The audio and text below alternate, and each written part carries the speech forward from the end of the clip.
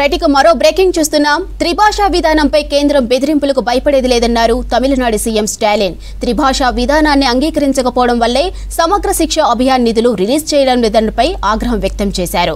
ఇక కేంద్ర మంత్రి ధర్మేంద్ర ప్రధాన్ వ్యాఖ్యలు రాష్ట్రాలను బ్లాక్మెయిల్ చేసేలా ఉన్నాయన్నారు. రాష్ట్రానికి న్యాయం అందవలసిన నిధులనే అడుగుతున్నామని, వారి సొంత ఆస్తులను అడగటం లేదంటూ ఫైర్ అయ్యాడు. ఇక రాష్ట్రాలన్నీ త్రిభాషా విధానానికి అంగీకరిస్తేనే నిధులిస్తామని చెప్పడం సరికాదన్నారు సీఎం స్టాలిన్.